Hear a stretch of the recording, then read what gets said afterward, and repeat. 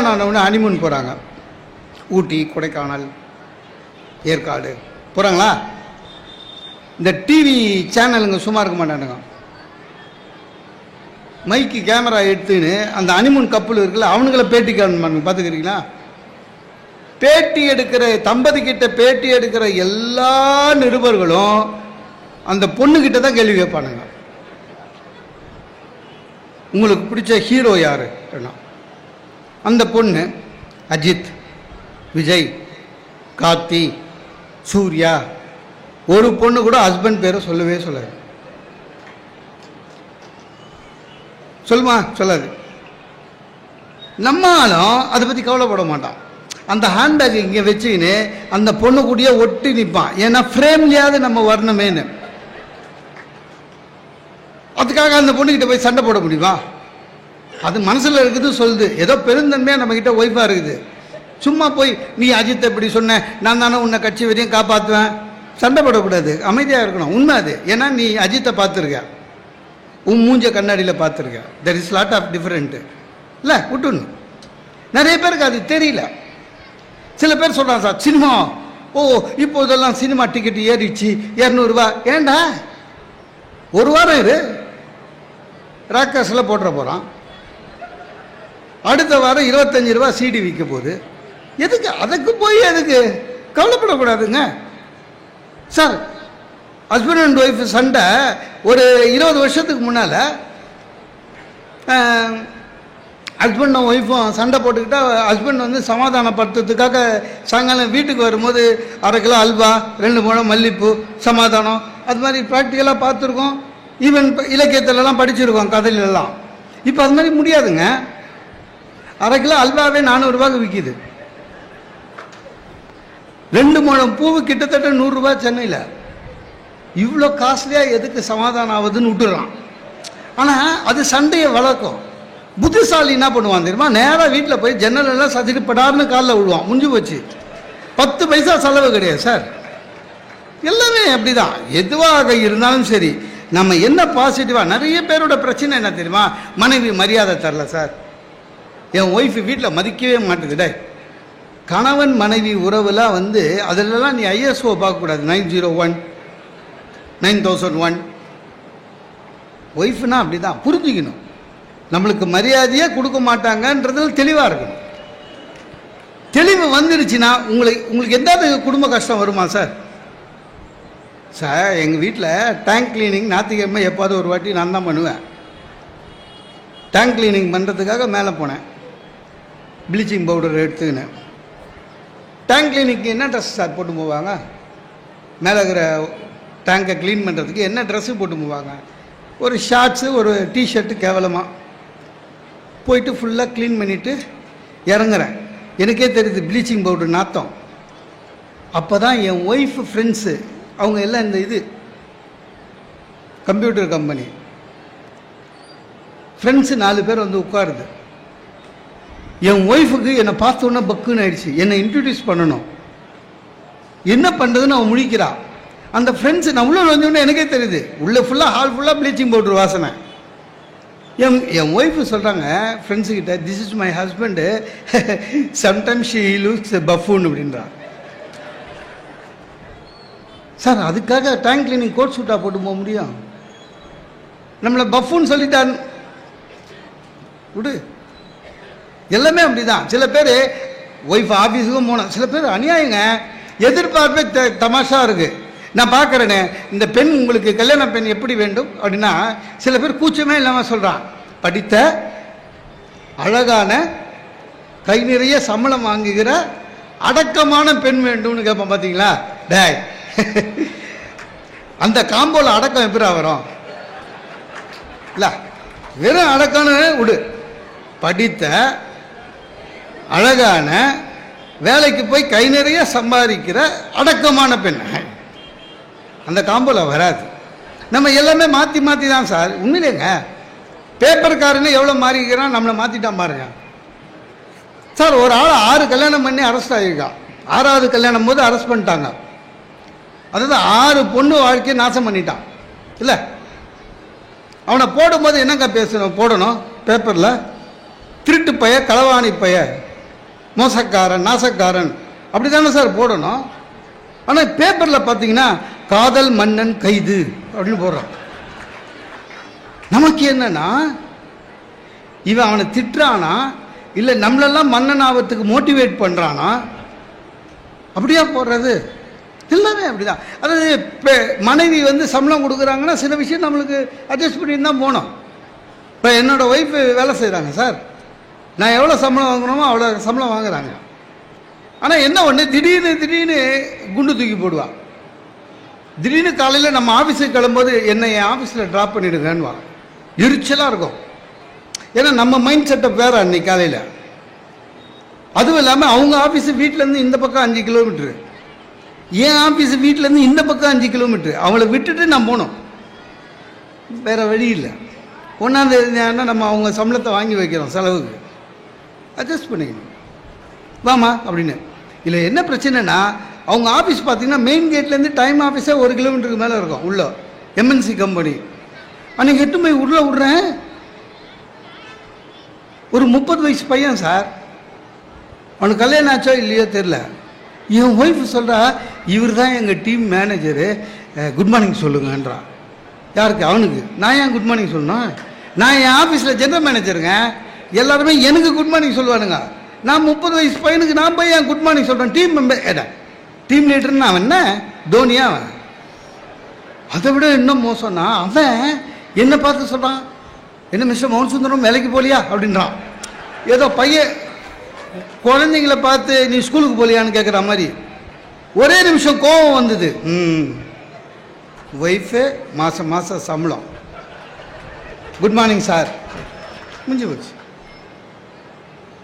அது மட்டும் இல்லைங்க, அதுக்கப்புறம் நான் அவங்க ஆஃபீஸுக்கு உள்ளே போனாலே யாரை பார்த்தாலும் மனசு மாறிடுச்சு. மனசு தான் காரணம். எல்லாத்துக்கும் கோவப்படக்கூடாது, மனசு மாறிடுச்சு. அவங்க ஆஃபீஸ் உள்ளே போகும்போது யாரை பார்த்தாலும் சரி, morning sir, morning sir, morning. அதனோட எஃபெக்ட் என்ன தெரியுமா சார்? ஒரு நாள் நானும் என் ஒய்ஃபும் வரோம், வாட்ச்மேன் வாசலில் நிற்கிற வாட்ச்மேன் சொல்கிறான் இன்னொருத்தங்கிட்ட, டேய் சார் வர்றா, தங்கமானவர்றா, நம்ம மேடம் தான்டா ஹெட்வைட்டுன்றான். சார் அடுத்தவன் ஆஃபீஸில் போயிட்டு தங்கமானவன் பேர் வாங்குறது எவ்வளோ பெரிய விஷயம் சார். சிலதெல்லாம் அப்படி தான் மாறி போச்சுன்னா நம்மளும் ஒத்துக்கணும். ஒரு 20-30 வருஷத்துக்கு முன்னால் மனைவிமார்கள் எப்படி இருந்தாங்க சார்? சினிமாவில் பார்த்துருக்கேன், புக்கில் படிச்சிருக்கேன், ஐயாவுக்கு தெரியும். மனைவி என்பவர் கணவனுக்கு முன்னால் எழுந்து குளித்து முடித்து பூஜை பண்ணி பொட்டு வச்சு தலை பின்னி புருஷனோட காலை தொட்டு இருந்துதான் சார். நம்ம நினச்சி பார்க்க முடியுமா? அதுதானே சார், அவ்வளோ கூட எதிர்பார்க்கல. நான் தூங்கிக்கிறேன், என் பையன் காதுகிட்டே வந்து சொல்கிறான், அம்மா எழுந்துக்க சொன்னாங்க, இல்லைன்னா தண்ணி ஊற்ற சொன்னாங்கன்னு. ஒரு 20 வருஷத்துக்கு முன்னாடி சாப்பிட்ட தட்டு, ஹஸ்பண்ட் சாப்பிட்ற தட்டில் தான், இலையில தான் ஒய்ஃப் சாப்பிடுவாங்களாம். நம்ம அவ்வளோ எதிர்பார்க்கல. 2வது சாதம் போட்டு ரசம் ஊற்றும் போதே சொல்கிறா, அப்படியே தட்டை தூக்கி போடாதீங்க, ஜஸ்ட் தண்ணி ஊற்றி வாஷ் பண்ணுங்க, காஞ்சா நல்லா இருக்காதுன்னு. நீங்கள் சாப்பிட்ற ஆசையே போயிடும். எல்லாமே அப்படிதான், எல்லாம் அட்ஜஸ்ட் பண்ணிட்டு போகணும். சில வாட்டி அவங்க சொல்கிறதெல்லாம் கஷ்டமாக தான் இருக்கும். நம்ம ஏதாவது தலைப்புக்கு ரெடி பண்ணுறதுக்கு ஒரு புக் எடுத்து வச்சோம்னா, சார் எப்படி சார் நோட்ஸ் எடுப்போம்? ஒரு புக்கு ராமாயணம் பட்டிமன்றம் ஒரு புக்கு எடுக்கிறோம் 2 பாயிண்ட் எழுதுகிறோம், இன்னொரு புக்கு எடுக்கிறோம். என் ஒய்ஃபுக்கு என்னென்னா, உடனே அதை எடுத்து வச்சுட்டு இன்னொரு புக்கு எடுக்கணுன்னுவா.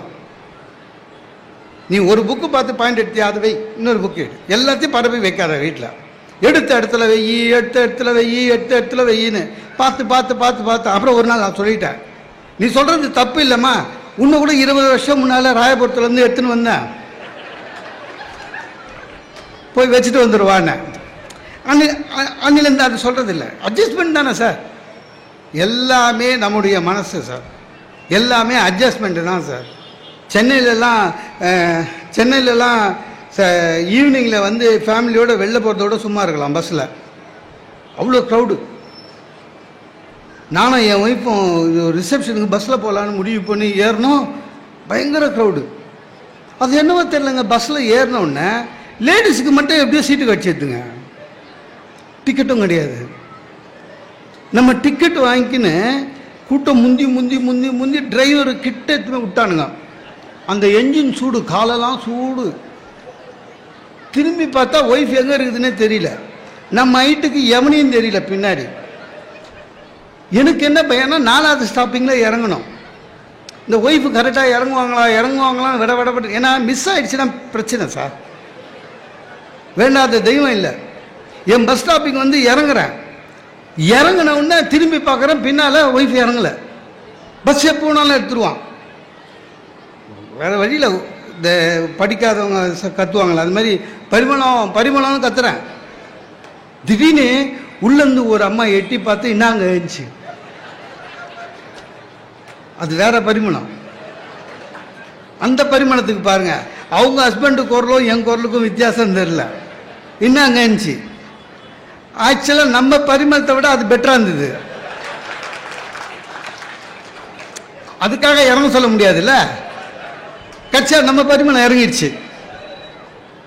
கோபம் காட்ட முடியாது. இந்த ஸ்டாப்பிங் வந்தோடனே இறங்குவானே கூச்சமே நான் சொன்னேன், தூங்கிட்டேங்கன்றா. எதுக்கு 4 ஸ்டாப்பிங்க்கு தூங்கிட்டேங்கன்னு நான் சொன்னேன். எப்படி ஓடுற பஸ்ஸில் ஈவினிங்கில் இவ்வளோ ரஷ்ல 4 ஸ்டாப்பிங்கில் எப்படி தூக்கம் வருது? நான் வேணா இல்லாதவா என்னால் தூக்கம் வருது உங்களை மாதிரியானா எல்லா ரோட்லேயே. சார் அதை பற்றி கவலைப்படாது சார், அட்ஜஸ்ட்மெண்ட் தான். இப்போ கவர்மெண்ட் வந்து 2 வீலருக்கெல்லாம் மெட்ராஸ்லாம் பயங்கரமாக பிடிக்கிறாங்க. ஹெல்மெட்டு போல சுத்தம் ஹெல்மெட்டு போட சொல்கிறாங்க 2 வீலருக்கெல்லாம். அது மஸ்ட்டு. ஆனால் உண்மையிலே 2 வீலர் வச்சுருக்கவனுக்கு தான் அதனோட கஷ்டம் தெரியும். 7 கிலோ சார். நம்ம தலையே 3 கிலோ வெயிட் தான். அதை போட்டால் பக்கத்தில் லாரி வந்தாலும் பூன்னு லாரி பயமாக இருக்குது. இந்த 2 வீலரில் மட்டும் ரிவர் மிரர்லாம் சும்மா தெரியல, கார் மாதிரி கிடையாது. நம்ம எங்கேயாவது பார்க்கிங்கில் நிறுத்தியிருந்தால் எவனாவது சொதப்பி விட்டு போயிருப்பான். நம்ம ஓட்டும் போது தான் அது ஒயினும். பின்னால் வர வண்டியெல்லாம் தெரியாது. ரொம்ப கஷ்டம், ப்ராக்டிக்கலாக கஷ்டம். கவர்மெண்ட் கண்டிஷனாக சொன்னவொன்னே வேறு வழி இல்லை.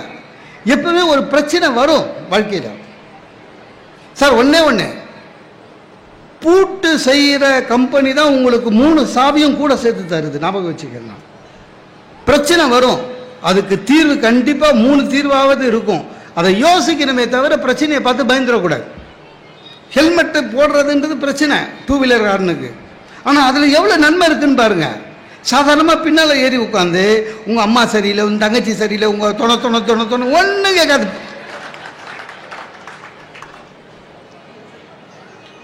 விஜய் ஸ்டைல் தான், கேட்கலே. ஹைகோர்ட்டு இன்னும் சூப்பரு. பின்னால் உட்காரவங்களும் போடணும்னு ஆயிடுச்சு. கொண்டைக்கும் சேர்த்து வாங்கி கொடுத்துட்டேன்.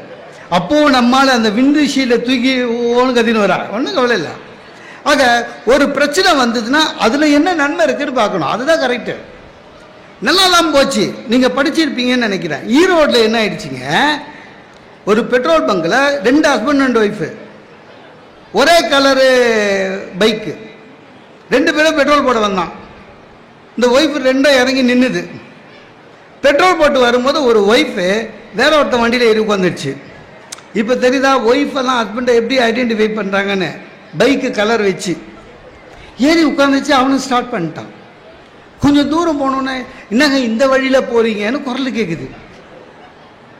அவன் குரல் நல்லா இருக்குது, நம்ம ஒய்ஃப் இல்லையேன்னு திரும்பி பார்த்தான். மூச்சு நல்லா இருக்குது, நம்ம ஹஸ்பண்ட் இல்லையேன்னு இறங்கிடுச்சு. அதுக்கப்புறம் அவனை ஃபோன் பண்ணி வர வச்சு 2 பேரும் நட் ரோட்டில் ஒய்ஃபை எக்ஸ்சேஞ்ச் பண்ணின்னு போயிட்டானுங்க. பிரச்சனை வரும். இப்போ நான் பார்த்தீங்கன்னா என் ஹெல்மெட் பின்னால் என் ஃபோட்டோவே வச்சுருக்கேன், ஏப்போ சைஸு, ஒன்றும் மாறாது சார். எல்லாமேங்க நம்மக்கிட்ட இருக்கு. எந்த பிரச்சனையாக இருந்தாலும் நம்மக்கிட்ட இருக்கு. அது ஒன்றும் இல்லை. நான் ஒரு 3 வருஷத்துக்கு முன்னால் டெல்லிக்கு போனேன். ஒய்ஃபு நானும் பையன் போயிட்டோம். அங்கே வந்தாங்க. பெரிய ஹோட்டலுக்கு போனால் புக் பண்ணியிருந்தோம். ஹோட்டலுக்கு போனோம். இல்லை என்னன்னா ஹோட்டலுக்கு போய்ங்க,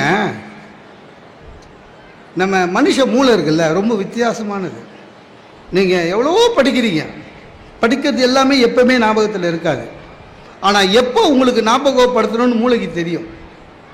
ஒரு புத்தக விழாவில் உள்ளே வந்தோமா டக்குன்னு மூளை சொல்லும், ஜெயகாந்தன் கதை தேடி இருந்திய ரொம்ப நாளாக போய் தேடு போ சொல்லும். அந்த மாதிரி நான் அந்த ஹோட்டலுக்கு போனவுடனே தான் எப்போ படித்தது ஞாபகத்தில் வந்தது. என்ன, வெளியூரில் போய் ஹோட்டலில் தங்கும்போது எச்சரிக்கையாக இருக்கவும். ஏனென்றால் சில ஹோட்டல்களில் அறையில் நடு செவுத்தில் ஒரு அரை அடிக்கு வந்து ஃபுல்லாக ரூம் ஃபுல்லாக கண்ணாடி போட்டு அந்த கண்ணாடிக்கு பின்னால் கேமரா வச்சு உங்களை படம் எடுத்து நெட்டில் போட்டுருவாங்கோ போட்டுருந்தான். அதை படித்தது மூளை ஞாபகம் வந்துச்சு. போய் இறங்குந்து டெல்லி வேறையா பயம் வந்துடுச்சு. செகண்ட் ஃப்ளோரு டக்குன்னு என்ன, என் ஒய்ஃபை நீ பையனை கூட்டிகிட்டு லிஃப்ட்டில் வான்னு சொல்லிவிட்டு ரூம் சாவியை வாங்கிக்கின்னு தப்புன்னு மேலே போனேன் 2வது ஃப்ளோருக்கு.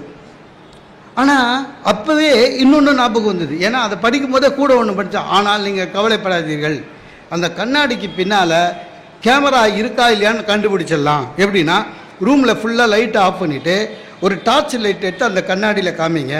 ஒளி ஊடுருவுச்சுன்னா உள்ள கேமரா இருக்குது, ஒளி ஊடுருவாமல் ரிஃப்ளெக்ட் ஆச்சுன்னா கேமரா இல்லை. சரி செக் பண்ணிவிடுவோன்னு மேலே போயிட்டேன்.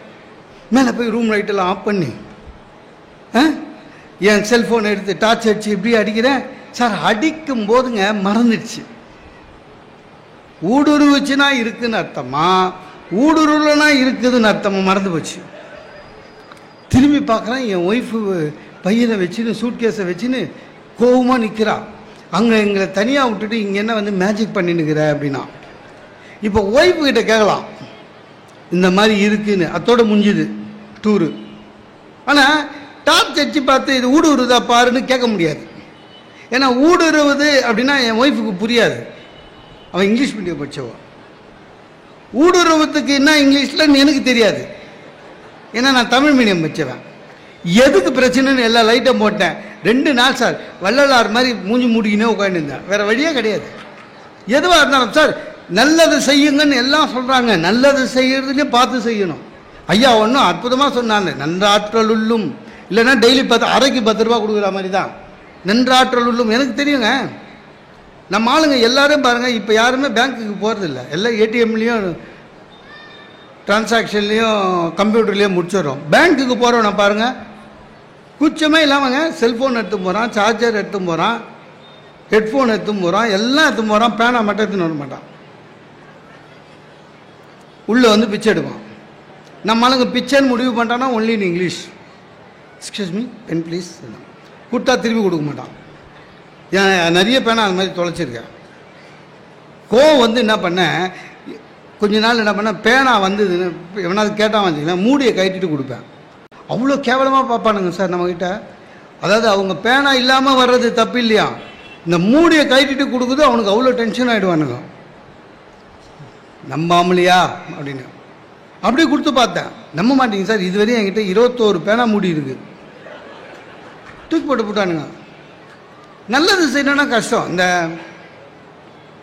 இந்த இது செங்கல்பட்டு மதுராந்தத்துக்கு நடுவில் ஒரு ஆதரவற்ற முதியோர் இல்லம் இருக்குது.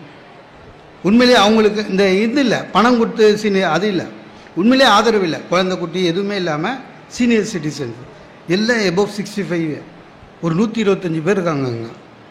ஒருத்தர் நடத்திட்டு இருக்காரு. நானும் எனக்கு சேவை செய்யணும்னு ஆசை. நம்மளால் பணம் கொடுக்க முடியாது. அதனால் நான் என்ன பண்ணுவேன், எனக்கு கூட்டம் இல்லாத ஞாயிற்றுக்கிழமை ஏதாவது நானே என் சொந்த காசில் பெட்ரோல் போட்டுட்டு அங்கே போய் பணம் வாங்காமல் ஒரு ஹவர் அவங்கக்கிட்ட சிரிப்பாக பேசிட்டு வருவேன். அவங்களுக்கு ஒரு திருப்தி. நம்ப மாட்டீங்க, கொரோனா காலத்தில் இ பாஸ் வாங்கி கூட போயிருக்கேன் அந்த இடத்துக்கு. நல்ல என்னால் முடிஞ்ச சேவை, அவ்வளோதான். ஆனால் இப்போ போகிறதில்ல. ஏன்னா ஒரு வருஷத்துக்கு முன்னாடி போனேன், கொரோனாலாம் முடிஞ்ச பிறகு பேசினேன், சிரித்தாங்க. ஒரு பெரியவர் மட்டும் இப்படி இப்படின்னாரு. போனேன், தலையில் கை வச்சார், ஆசீர்வாதம். நன்றிங்க ஐயாண்ணே. தம்பி நீ வந்து பேசுறது ரொம்ப திருப்தியாக இருக்குது தம்பி, நீ வர நாள்லாம் எங்களுக்கு உண்மையிலே சந்தோஷம். நீ பேசிட்டு போயிடுவியா, அதுக்கப்புறம் நீ பேசுனது என்ன அப்படின்னு அதை பற்றி நாங்கள் ஒரு பாதி நாள் பேசிட்டுப்போம். ரொம்ப சந்தோஷமாக இருக்குது தம்பி அப்படின்னாரு. ரொம்ப நன்றிங்க ஐயாண்ணே. ஆனால் நீ உங்கள்கிட்ட ஒரு கெட்ட பழக தம்பின்னாரு. என்னங்க ஐயாண்ணே, நீ வந்து உனக்கு எனக்கு தோணுதோ அன்றைக்கி தான் வர, அதனால் அப்படின்னா பேசாமல் நீ எங்களுடைய தங்கிடு சார். ஆதரவற்ற முதியோர் இல்லம் சார், என்னுடைய தங்கிடு. நம்ம எல்லாம் ஒன்றா இருக்கலான்னு. அப்புறம் அந்த அமைப்பாளர்கிட்ட சொல்லிட்டேன், சார் ஒன்றும் இல்லை சார், இனிமேல் இந்த பக்கம் வரமாட்டேன், மாதம் மாதம் ஏதாவது காசாவது கொடுத்துறேன். இங்கே இருக்கிற சகோதரிகள் 10-15 சகோதரிகள் ஒவ்வொருத்தர் பாதத்தையும் தொட்டு கேட்டுக்கிறேன், தயவு செய்து நீங்கள் டிவியை ஆன் பண்ணால் நியூஸ் கேளுங்க, செய்தி கேளுங்க, செய்தி கேளுங்க. இல்லை இந்த பிள்ளைங்க ஆடின மாதிரி பரதநாட்டிய நிகழ்ச்சி இருந்தால் பாருங்கள், இல்லை நல்ல கர்நாடக சங்கீத கச்சேரி இருந்தால் பாருங்கள். தயவு செய்து உங்கள் குலதெய்வம் சத்தியமாக சொல்கிறேன், இந்த தொடர் மட்டும் பார்க்கவே பார்க்காதீங்க. இந்த என்னென்னமோ போடுறான் பாருங்க, என்னென்னமோ தொடர் போடுறாங்க. சாயங்காலம் 5:30 மணிக்கு ஆரம்பித்தா ராத்திரி 10:30 மணி வரைக்கும் தொடர், எல்லா சேனல்லையும்.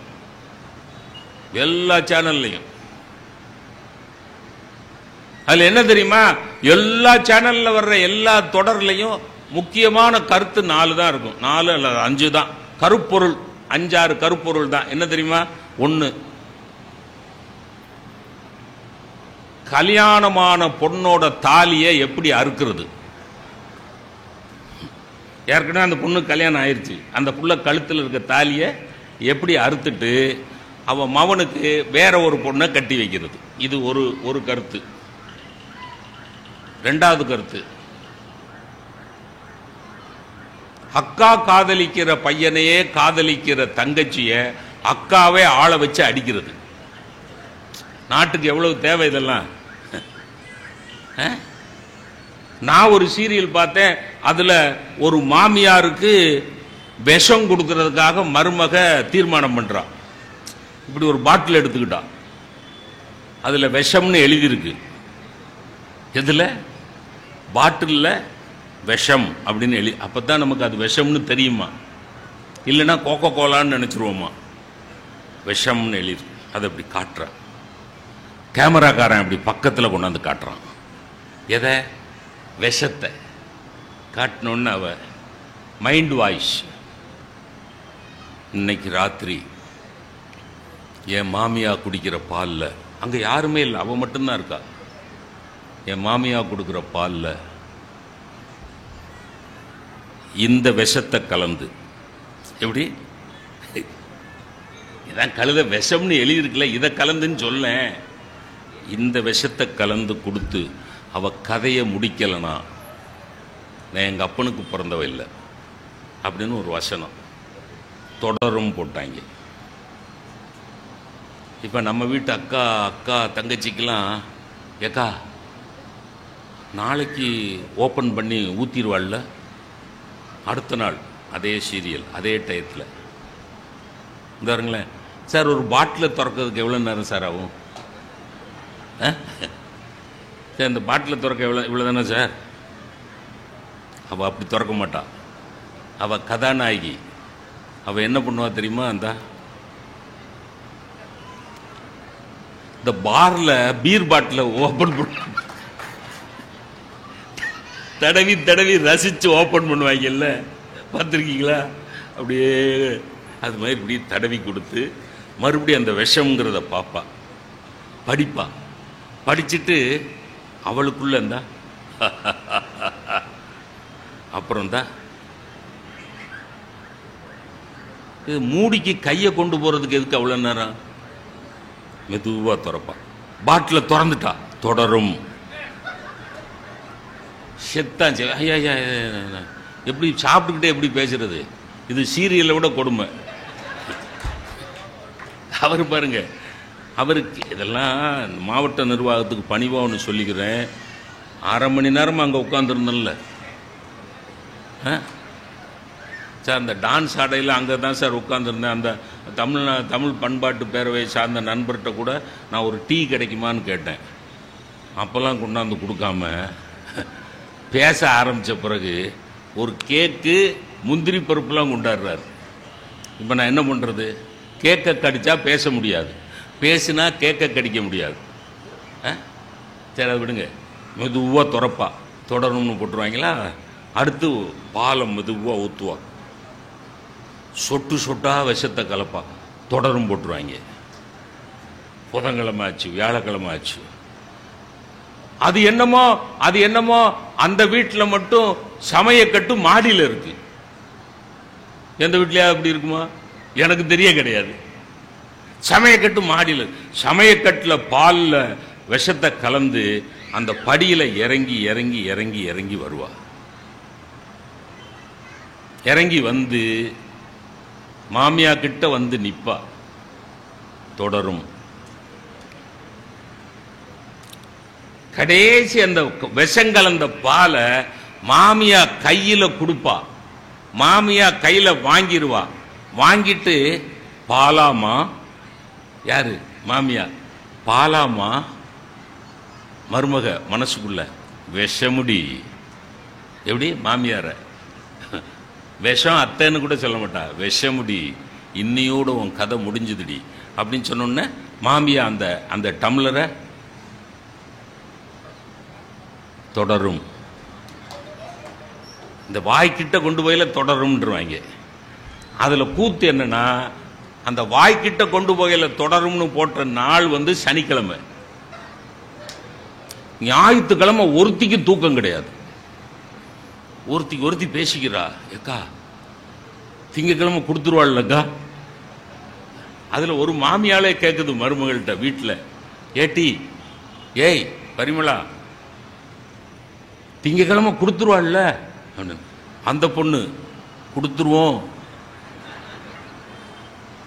அப்படின்னா என்ன அர்த்தம்? அந்த சீரியலை பார்த்து இவ பிளான் பண்ணிட்டா. யாரு? நிஜம் மாமியாருக்கே கலந்த சங்க ஊதிர வேண்டியதுதான். இதை வேலை மணிக்கிட்டு எடுக்கிறாங்கய்யா. இதுக்கு லைட்டு, இதுக்கு கேமரா, இதுக்கு கதை எழுதுறதுக்கு ஒருத்தன், பாட்டு எழுதுறதுக்கு ஒருத்தன், மியூசிக் போடுறதுக்கு ஒருத்தன். இதை கூட்டம் கூட்டமா குடும்பம் குடும்பமா பார்க்கறாங்க. எனக்கு தெரிய குடும்பம் குடும்பமா உட்கார்ந்து புத்தகம் வாசிக்கிற குடும்பம் உலகத்துல எங்கேயும் கிடையாது. புத்தக வாசிப்பே கிடையாது. குடும்பமா உட்கார்ந்து புத்தகம் வாசிச்சிருக்கீங்களா? பையனை உட்கார வச்சு இந்த புத்தகத்தை படிடா ராஜா, அப்பாவுக்கு படிச்சு காட்டு சொல்லியிருக்கீங்களா? உங்களுக்கு ஒன்று சொல்றேன் பெரியோர்களே, நீங்கள் பெற்றோர்களாக இருந்தால், உங்களுக்கு பிள்ளைகள் இருந்தால், நீங்கள் உங்கள் பிள்ளைகளை சர்க்கஸுக்கு கூட்டிட்டு போற மாதிரி, சினிமாவுக்கு கூட்டிட்டு போற மாதிரி, திருவிழாவுக்கு கூட்டிட்டு போற மாதிரி, கோவிலுக்கு கூட்டிட்டு போற மாதிரி, மாதத்துக்கு ஒரு தடவையாவது நூலகத்துக்கு கூட்டிக் கொண்டு போங்கள். நல்ல புத்தகங்களை உங்க குழந்தைகளுக்கு அறிமுகப்படுத்துங்கள். நல்ல புத்தகங்களை அறிமுகப்படுத்துங்கள். அண்ணல் அம்பேத்கர் விட்ட இடத்துக்கு வந்துட்டேன்னா, அண்ணல் அம்பேத்கர் லண்டனுக்கு படிக்க போனார். அப்ப கேட்டாங்க, நீ உங்களுக்கு எந்த இடத்துல தங்குறதுக்கு இடம் போடணும்னாங்க. நானா இருந்தா என்ன சொல்லியிருப்பேன், எனக்கு சினிமா பார்க்கறது ரொம்ப பிடிக்கும், ஒரு நல்ல சினிமா கொட்டைக்கு பக்கத்தில் போடுங்க, இல்லை சினிமா கொட்டகை நிறைய இருக்கிற ஏரியாவில் எனக்கு ரூம் போடுங்க, அப்படி தானே சொல்லுவேன். நல்ல சாப்பாடு சாப்பிட்றவராக இருந்தால் ஹோட்டல்கள் நிறைய இருக்கிற இடத்துல போடுங்க, நல்ல பக்தராக இருந்தால் கோயில்கள் நிறைய இருக்கிற கும்பகோணத்தில் போடுங்க, அப்படி தானே கேட்பாங்க. அம்பேத்கர் என்ன சொன்னார் தெரியுமா? என்ன சொன்னார் தெரியுமா? எங்கே ஒரு அருமையான நூலகம் இருக்கிறதோ அதுக்கு பக்கத்தில் எனக்கு இடம் போடுங்கன்னார். அதனாலதான் அவர் அண்ணல் அம்பேத்கர். அவ்வளவு நூல்களை வாசிச்சதுனால்தான் இந்திய அரசியல் நிர்ணய சட்டத்தை அவரால் எழுத முடிஞ்சது. எத்தனை பேர் பிஏபிஎல், எத்தனை பேர் லாயர் இருந்திருக்கிறான்.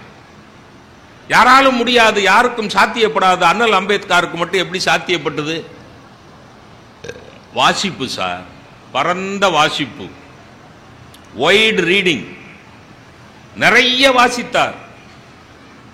வாசித்ததையெல்லாம் கிரகித்தார், கிரகித்ததையெல்லாம் வெளிக்காட்டினார். அதான் அவர்கிட்ட இருந்த சிறப்பு. நீங்கள் எந்த அறிஞனை, நீங்கள் ஆப்ரஹாம் லிங்கன் எடுத்துக்கங்க, நெல்சன் மண்டேலா எடுத்துக்கங்க, மகாத்மா காந்தி எடுத்துக்கங்க, ஜவஹர்லால் நேரு எடுத்துக்கங்க, எல்லாரும் பெரிய பெரிய தலைவர்களாக ஆனதற்கு அடிப்படை காரணம் அவர்களிடம் இருந்த வாசிப்பு பழக்கம் மட்டும்தான். ஞாபகம் வச்சு. நெல்சன் மண்டேலா 27 வருஷம் ஜெயிலில் இருந்தார். 27 வருஷம் ஜெயிலில் இருந்தார் சார். ஜெயிலுக்கு கூட்டிட்டு போகையில வார்டன் கேட்கிறார், உங்களுக்கு ஜெயிலில் என்ன வசதி செய்து கொடுக்கணும் அப்படின்னு கேட்கிறார். எப்படி ஜெயிலில் என்னையா வசதி? குற்றம் செஞ்சவனு தானே சார் ஜெயிலுக்கு கூட்டு போறீங்க? நான் சொல்ற புரியுதா? குற்றம் செஞ்சவனுக்கு என்ன வசதி? அதுல குற்றவாளியில ஏ கிளாஸ் குற்றவாளி, பி கிளாஸ் குற்றவாளிலாம் இருக்கான். எனக்கு உங்களுக்கு என்ன வசதி? நெல்சன் மண்டேலா என்ன வசதி? எனக்கு ஃபேன் போட்டு கொடுங்க, எனக்கு ஏசி வச்சு கொடுங்க, எனக்கு வாரத்துக்கு ஒரு தடவை வெளியே போயிட்டு வர்றதுக்கு வசதி செஞ்சு கொடுங்க. அப்படி கேட்கலிங்க. நெல்சன் மண்டேலா கேட்டார், எனக்கு புத்தகங்களை கொடுத்து வாசிப்பதற்கான அனுமதியை மட்டும் கொடுங்கோ, வேற எந்த வசதியும் வேணான்னு சொன்னார் நெல்சன் மண்டேலா. மகாத்மா காந்தி அவ்வளவு வாசித்தார். ஆபிரகாம் லிங்கன் ஒரு மரம் வெட்டியினுடைய மகன், அவ்வளவு வாசித்தார். நம்ம புத்தகம் வாசிக்கிற பழக்கமே கிடையாது. இப்ப நான்லாம் ஆசிரியனா இருந்தனே, 34 வருஷம் ஆசிரியனா இருந்தனே, வாசிக்கிற பழக்கமே பிள்ளைகள்கிட்ட இப்ப இல்லை. அதுவும் இந்த மொபைல் போன் வந்த பிறகு சுத்தமா வாசிக்கிற பழக்கம் இல்லை. எல்லாம் இ புக் ரீடிங் அப்படிங்கிறான், ஆன்லைன் ரீடிங் அப்படிங்கிறான். இந்த புத்தகத்தை தொட்டு வாசிக்கிற போது கிடைக்கிற சுகம் மொபைல்ல வாசிக்கிற போது கிடைக்காது. அது எழுதி வச்சுக்கோங்க. எவ்வளவு புது மொபைலா இருந்தாலும் அதுல வாசம் வராது. ஆனா ஒரு புது புத்தகத்தை திறந்து அப்படி மோந்து பாருங்க, ஒரு வாசம் வரும். அது அறிவின் வாசம். அது அறிவின் வாசம். நீங்க புது புத்தகம் வாங்கி மோந்து பார்த்திருக்கீங்களா? சிலவர் வாங்கி மோந்து மட்டும் பார்ப்பான். புத்தகத்தை வாங்கி அடி ஆஹா வச்சுட்டு போயிருவான். மோந்து பார்த்துட்டு வாசிக்கணும் சார். நீங்க வாசிக்க வாசிக்க உங்களுடைய நகைச்சுவை உணர்வு வளரும். வாசிக்க வாசிக்க உங்களுடைய அறிவு திறன் வளரும். வாசிக்க வாசிக்க உங்களுடைய பிரச்சனைகளை சமாளிக்கிற ஆற்றல் வளரும். நீங்கள் வாசிக்க வாசிக்க நான் முதலில் சொன்னதை போல மரணம், நோய் ரெண்டையும் எதிர்கொள்ளுகிற ஆற்றல் கிடைக்கும். வாசிக்க வாசிக்க கிடைக்கும். பிரசன்ஸ் ஆஃப் மைண்ட், சமயோஜித புத்தி வரும். நல்ல நகைச்சுவை உணர்வு வரும். நல்ல நகைச்சுவை உணர்வு நிறைய வாசிங்க. வாழ்க்கையில நகைச்சுவை உணர்வு முக்கியமான ஒண்ணு. சில பேர் பார்த்திருக்கீங்களா? சில சபையில பார்த்திருக்கேன். இந்த அது முன் வரிசையில் உட்கார்ந்துக்கிட்டு நம்ம ஏதாவது ஜோக் சொன்னோம்னா அந்த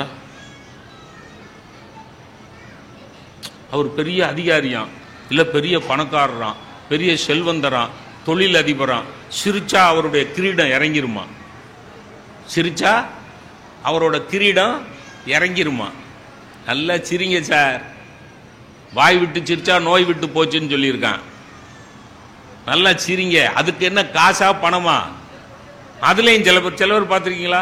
உலகத்திலே பெரிய ஜோக் ஒன்று அடிச்சிங்கன்னா அப்படிமா. அதுக்கு அந்த பேர் சிரிக்காமலே இருந்திருக்கலாம். அப்படின்னா இதுக்கு பேர் சிரிப்பா? நல்லா சிரிங்க சார். மனசார சிரிங்க.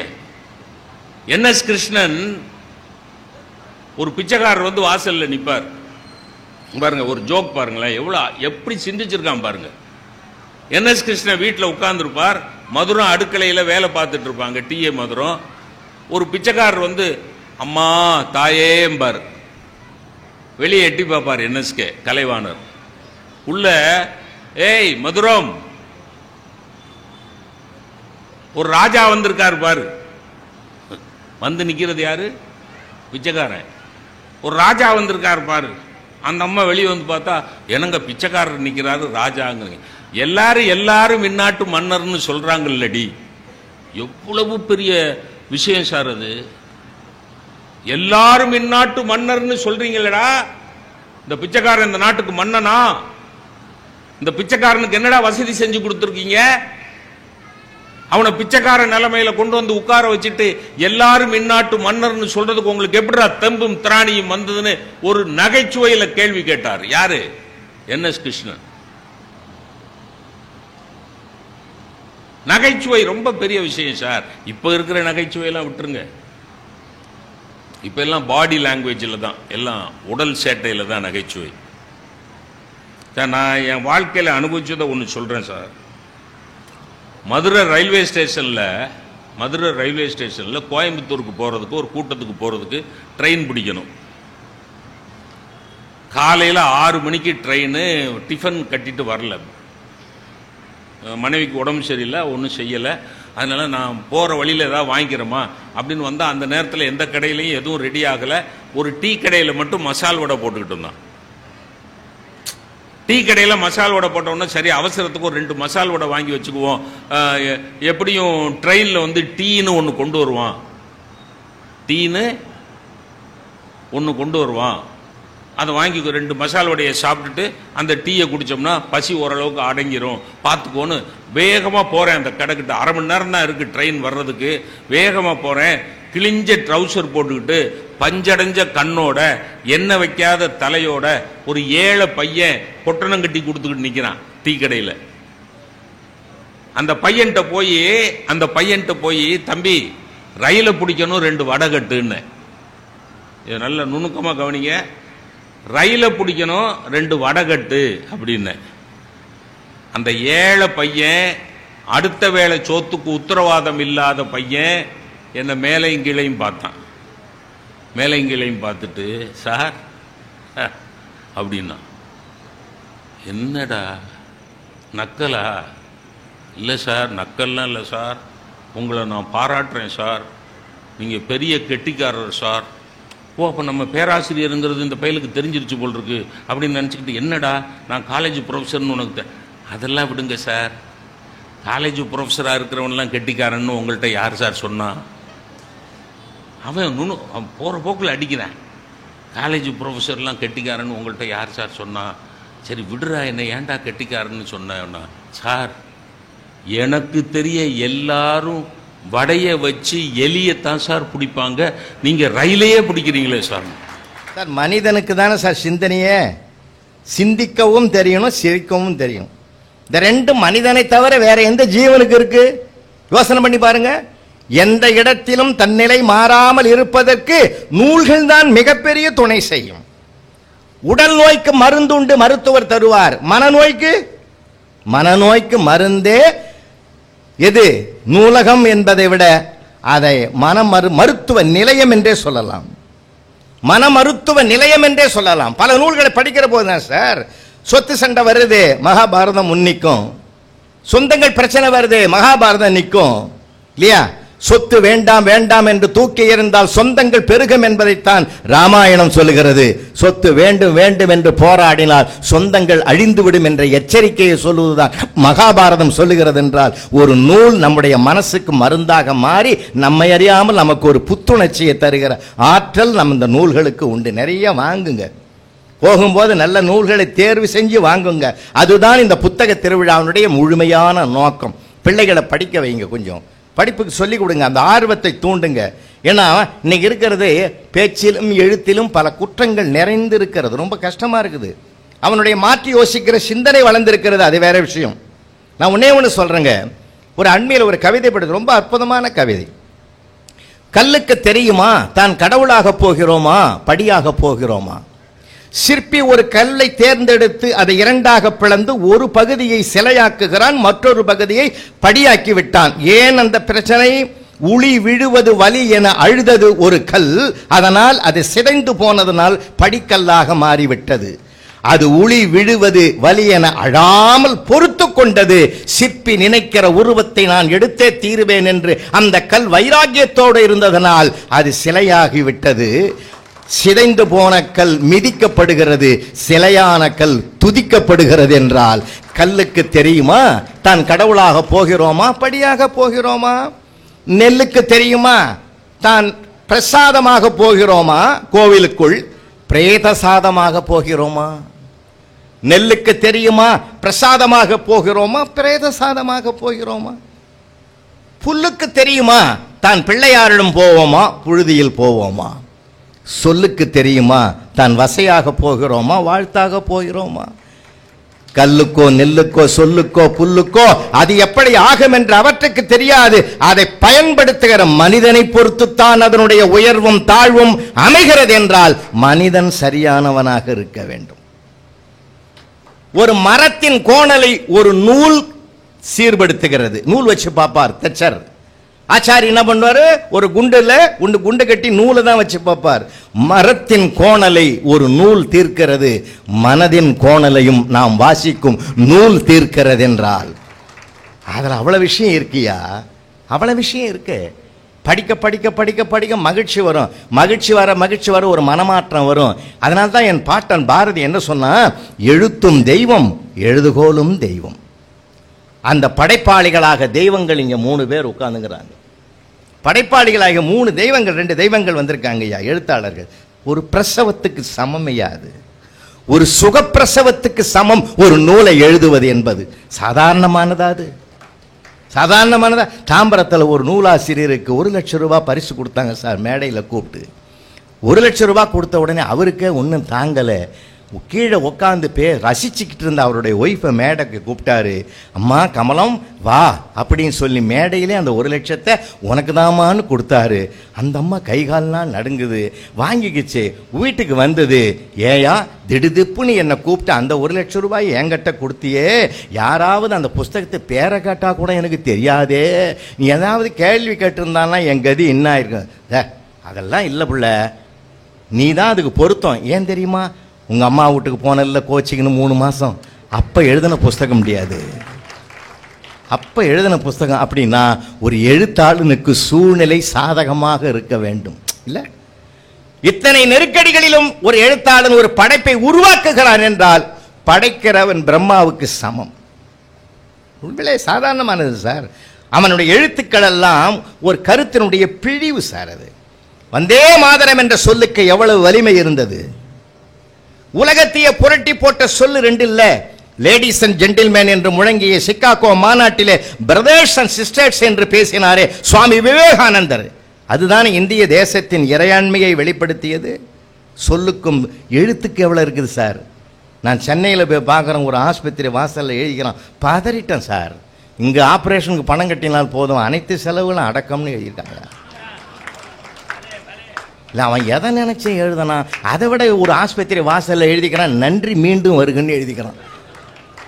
அதில் நம்மால் இன்னொருத்தன் தமிழ் படித்தவன், அவன் என்ன பண்ணிட்டான், அந்த இம்மை பிராக்கெட்டில் போட்டான், நன்றி மீண்டு வருகன்னு அவன் எழுதிட்டான். ஏன்னா அவன் பட்ட பாடு அவனுக்கு தான் தெரியும். எவ்வளோ சிக்கல் இருக்குது சார். நான் என்ன சொல்கிறேன், அறியாமையே ரசிங்க, அறிவையும் ரசிங்க. இந்த பக்குவத்தை சொல்லி கொடுக்கறதே நம்ம படிக்கிற புஸ்தகம் தான் ஐயா. ஏதோ எத்தனை பக்கங்கள் படித்தோம் என்பது கணக்கில்லை, எதை புரிந்து கொண்டோம் என்பது தான் முக்கியம். ஏன்னா நமக்கு பல விஷயங்கள் தெரிஞ்சுக்கிறோம், ஆனால் புரிஞ்சுக்கிறது இல்லை சார். 43 வருஷம் ஆச்சு கல்யாணம் ஆகி. காலையில் நேற்று கூட கேட்டான் எங்கள் வீட்டம்மா, நான் சொன்னேனே புரிஞ்சுதா, நான் சொன்னேனே புரிஞ்சுதா. ஆமாம், வகுப்பறையிலே ஆசிரியர், தமிழாசிரியர் புரிஞ்சுதாடா அப்படின்னு தான் கேட்பார். தெரிதல் வேறு, புரிதல் வேறு. பல விஷயங்கள் நமக்கு தெரிஞ்சிருக்கு, ஆனால் புரிஞ்சு வச்சில்லை சார். ரொம்ப விஷயங்கள் நிறையா இருக்குது. ஒன்றும் இல்லை, இந்த நம்ம டேப்பில் திருப்பினா தண்ணி வரும் கார்பரேஷனில், சில இடங்களில் இந்த அடிக்கிற பைப்பு போட்டிருப்பான் தெரியுமா உங்களுக்கு, அந்த பைப் அடித்தா தான் தண்ணி வரும். ஒருத்தன் காலையிலிருந்து அவர் தண்ணி கேஸ், அது ரொம்ப கைகாலெலாம் நடுங்கிற நேரம், ஒன்றுமே காலெலாம் கையில் இல்லை. கடவுளே இன்றைக்கி என்னடா பண்ணுவேன்னு அவனும் கடவுளை பிரார்த்தனை பண்ணுறான். அப்படி இருக்கிற நேரத்தில் அவன் சம்சாரம் பாவம், யோ எனக்கு உடம்பு சரியில்லை, தண்ணி வேறு ஊட்டுறதுல நான் மனசுக்குள்ளே நினச்சிக்கினேன், ஒரு அண்டாவை எடுத்து அவன் கையில் கொடுத்து இந்த அண்டாவை வச்சு தண்ணி அடின்னுச்சு. அடிக்கிற பைப்பில் வச்சு அடிக்க சொல்லி அது மனசுக்குள்ள நினச்சின்னு கொடுத்தது. இந்த அண்டாவை வச்சு தண்ணி அடின்னு உடனே என் தெய்வமே என் ஒய்ஃப் வாயால் நீ வந்துட்டியான்னு அந்த அண்டாவை தூக்கி போட்டான் சார். எங்கே போயிருப்பான்னு உங்களுக்கு தெரியும். எதையுமே தெரிஞ்சுக்கிற அளவுக்கு நம்ம புரிஞ்சுக்கிறது இல்லை. புரிதல் என்பது வாழ்க்கையில் மிக மிக முக்கியமானது. இன்னும் உணர்ச்சி வசப்படுகிற போது தான் உண்மையை தேடணும். நம்ம உணர்ச்சி வசப்படுறதை தான் நம்ம இது பண்ணிடுறோம். அதனால தான் நான் குடும்ப கூட்டங்கள்லாம் சொல்கிறது, கணவனும் மனைவியும் உட்காந்து பேசுங்க. அப்படி தான் ஒருத்தன் கேட்டும் போய் மறுநாள் காலையில் சொல்லியிருக்கிறான், சாயந்தரம் 5 மணிக்கெல்லாம் வந்துடுவேன், நீ நான் உட்காந்து ஒரு அரை மணி நேரம் பேசுவோம் அப்படின்னு, நீ ரெடி ஆயிருன்னு இருக்கிறான். அங்கேருந்து வந்துருக்குது இது. அங்கேருந்து வந்த உடனே இவனும் வந்துட்டான் ஆஃபீஸ்லேருந்து. உட்காருன்னா யார் பேசுறதுன்னா இவன் தான் சொன்னான், நான் தான் ஆரம்பிக்கிறேன்னா. அம்மா சொன்னபோது அவனே சொன்னான், நான் ஆரம்பித்தா எப்பயுமே வம்பு வருதுன்னா. உடனே அந்த அம்மா சொல்லிச்சு, அப்போ நான் வம்புக்காரியா, அப்போ என் பரம்பரை வம்பு வளர்க்குற பரம்பரையா அப்படின்னா. இது பத்தியா ஆரம்பிச்சிட்ட பத்தியா, இதுக்கு தான் நான் ஆரம்பிக்கக்கூடாதுன்னு மனசில் நினச்சேன். ஏதோ பைத்தியக்காரத்தனமா சொல்லிட்டான். இல்லையா, இல்லை இரு நானே ஆரம்பிக்கிறேன். போன வாரம் சீரியலை பார்த்தேன், அதில் ஒரு வசனம் வந்தது, சொர்க்கம் நரகம்னு வந்தது. அப்படின்னா என்ன மாமான்னு கேட்டா. கேட்டுட்டு அடுத்தது கேட்டா, நீ நானும் ஒன்றா போகிற இடம் தானே சொர்க்கம்னு. அடி செல்லம், மாமா மட்டும் போகிற இடத்துக்கு பேர் தான் சொர்க்கம். நாம் 2 பேரும் ஒன்றா போகிற இடத்துக்கு சொர்க்கம் இல்லடின்னா. அப்படின்னா நரகம் எப்படி நான் சொர்க்கம்னா எப்படி இருக்கும்னா, மாமா போகும்போது என்ட்ரன்ஸ்லேயே ரம்பா, ஊர்வசி, மேனகா, திலோத்தமை பேரழகிகளெல்லாம் மாமா கையை பிடிச்சிக்கிட்டு வாங்க வாங்கன்னு உள்ளே அழைச்சிட்டு போவாங்க. அப்படின்னா நான் எங்கே நீ நரகத்துக்கு தான் போவேன். நரகம் எப்படி இருக்கும்? ஒரு கருப்பு குரங்கு வந்து உன் கையை பிடிச்சி கூட்டியும் போகும். போவாங்க மாமா, உங்களுக்கு இங்கேயும் பேரழகி அங்கேயும் பேரழகி, எனக்கு மட்டும் இங்கேயும் முடிஞ்சு போச்சா? அவன் ஜென்மத்துக்கும் பேச மாட்டான். பெண்களுக்கு கல்வி வேண்டும் குடித்தனம் பேணுதற்கேனா, பட்டங்கள் ஆள்வதும் சட்டங்கள் செய்வதும் பாலினில் பெண்கள் நடத்த வந்தோம், 8 அறிவினில் ஆணுக்கு பெண் இளைப்பிள்ளை கான் என்று கும்மியடின்னு சரி நிகர் சமமாக ஆணையும் பெண்ணையும் கொண்டு வருவது இந்த படிப்பு ஒன்றுதாயா கொண்டு வரும். படிப்பு ஒன்று தான். வீட்டில் இருக்கிற பெண் பிள்ளைகள்லாம் படிக்க வைங்க ஐயா, படிக்க வைங்க, நல்லா படிக்க வைங்க. நான் தந்தை ஸ்தானத்திலிருந்து எல்லாரும் பாருங்கள், பெண்களை நல்லா படிக்க வைங்க. டிகிரியோடு நிறுத்தாதீங்க, பிஜி படிக்க வைங்க. வாழ்க்கையில் தன் காலில் நின்று இந்த உலகத்தை சந்திக்கக்கூடிய ஒரு திறமையையும் நம்பிக்கையையும் தருவது இந்த படிப்பு தான், இந்த புத்தகம் தான், அந்த வாசிப்பு தான். அதனால் அந்த பிள்ளைகளுக்கு தயவு சொல்லி கொடுங்க. இப்போல்லாம் பார்த்தீங்கன்னா அது வரும்போதே பார்த்தேன், புத்தகங்களை சுவாசிப்போம் புதுமைகளை யோசிப்போம் போட்டது ரொம்ப அழகான வார்த்தை. அந்த வார்த்தைகளை எழுதியவனுக்கு என்னுடைய வணக்கமும் பாராட்டும். இந்த தகவல் உங்களுக்கு பிடிச்சிருந்தா லைக் பண்ணுங்க, உங்க ஃப்ரெண்ட்ஸுக்கு ஷேர் பண்ணுங்க, மறக்காம எங்க சேனலுக்கு சப்ஸ்கிரைப் பண்ணுங்க.